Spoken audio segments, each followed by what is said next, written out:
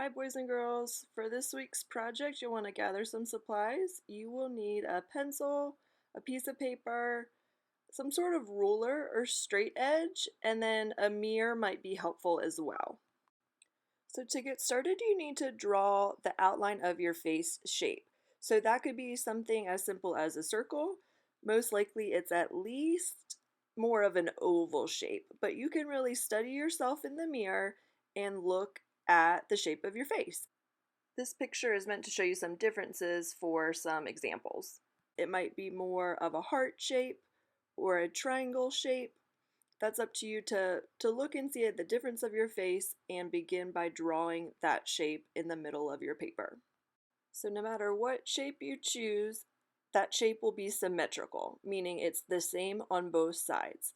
So for me, I'm right-handed and I find it easy to start drawing on the left side. I can get that good curve, but sometimes when I try to get the other side, it can be a little bit difficult to get it exactly symmetrical. So I find it helps to turn my paper over and then I can still use the curve on the left side just as easily as I did before. So I find that to be helpful. If you notice, I'm holding my pencil really loosely, not like I would hold it exactly like if I was writing a sentence, but holding it really loosely so that I'm drawing lightly.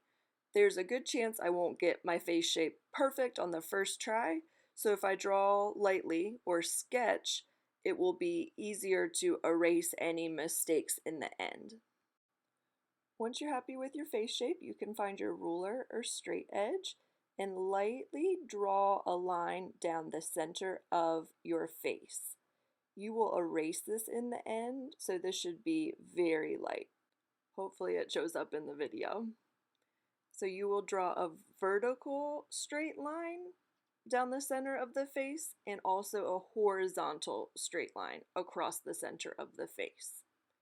Sometimes we tend to draw this line a little bit higher than we need to, so make sure that it's in the center.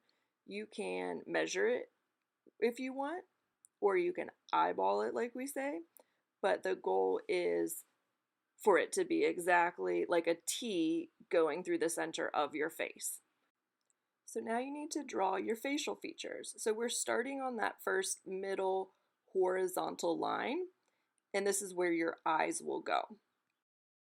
We usually draw our eyes way too big for our head, so this trick will help you have your face be more in proportion. Being proportional means things are the right size in relation to something else. So your eyes aren't too big for your nose, or your head isn't too big for your neck. Things are the right size. So you should be able to fit 5 of your same size eye across this line. Yes, you only have 2 eyes, but you should lightly draw 5 eyes across this line so that you know that they're not too big or too small. So I'm lightly drawing a lemon shape or a football shape. Don't worry about the details of the eyes now, like the pupils or the color of your eye. We will do that later. Right now, you just are placing the eye. I will give you some examples of eye details at the end of this video that you can pause and look at, but right now it's just to get the placement. Once your eyes are set up, then you need to divide your face shape in half again. So we started with the top half and the bottom half. Now you need to divide the bottom half exactly in half again. Do this lightly because you will erase this line. You also need to draw a line from the inside of your 2 eyes. So the 2 that you would normally keep, lightly draw a line from the inside of each eye down to that new line you just drew. And this is where your nose will go. Again, I can show you some nose shape examples at the end of this, but you can lightly draw in your nose in this section. So we all have different nose shapes and sizes, But in general, this is how wide it would be. It wouldn't be too much wider or too much smaller. Noses are a little funny because a lot of it is shading that makes it kind of pop out and look realistic. So it might look a little silly at first, but that's okay. In the end, it'll all come together. Now you're ready for your next dividing lines. So we had the top half, the bottom half. We broke that bottom half in half to make the nose line. And so now on this bottom area, we need to divide it in half again. This is where your lips will go. So lightly draw a line that you will be able to erase. And this is the middle of your lips, or where your lips part. Lightly draw a line from the middle of your eye, not the inside this time like we did for the nose, the middle of your eye down to your lip line. This will show you how wide your mouth will be. So we have the middle line in between our lips and then the outside of our mouth to show you that you shouldn't draw much further than that. You can draw the top lip and bottom lip in this space, and I'll give you some examples at the end of the video for you to help with that. Next, your ears go from the eye line down to the nose line. So looking in the mirror to get your shape, it can be a half of an oval, but we all have different ear sizes. Some stick out, some are really tight against our skull. That's up to you to look to make this look exactly like yourself. Next, I'm drawing my neck, which, look in the mirror again. You don't want to make yourself a bobblehead by making it too skinny like this. You don't want to make yourself look like this crazy huge football player like this. It's kind of right in between. So I tend to go from my lip line and curve it down, and then that's like kind of a good area for your neck to be. You can curve the neck to the edge of the paper with a diagonal line, and then this is where your shoulders are. So it can go off of the paper, and you can add a shirt or a necklace, whatever details you would like to add in that area later.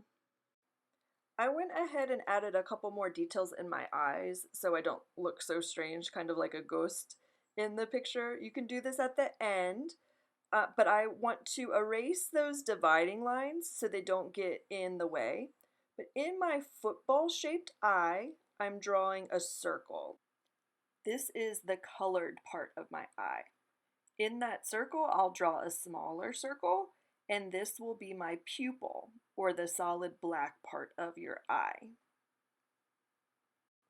Now I'm still looking a little strange right here, so we need to add another dividing line. So we had the top half and the bottom half, so we are now breaking the top half in half again. This is your hairline. You should look in the mirror now to see the top of your head. This is not where your hair starts. Your hairline is where your hair starts. And we all have different hairstyles. You might have bangs that go across your face, bangs that go straight down. Now it's your job to look in the mirror and see what your hairstyle is. So do you have a part in your hair? How thick is your hair? Does it touch your ears? Does it go past your ears?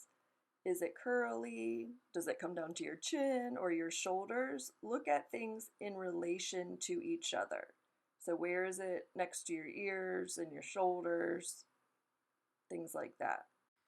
Before I draw too many more details, I want to erase my dividing lines. Those were kind of your cheat sheet to get things in proportion, but we don't want to see those in the end.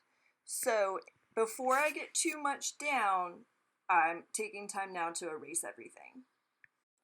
I almost forgot our eyebrows, which are one remaining facial feature that help make us look like ourselves. So again, look in the mirror to see how your eyebrows look. Are they arched? Are they curved? Are they a straight line?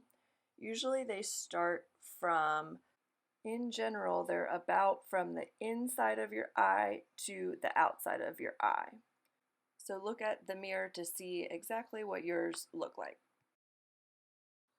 Once you have all these facial features down, you can be finished. Or you can fine tune it. That's up to you how much time you want to put into this.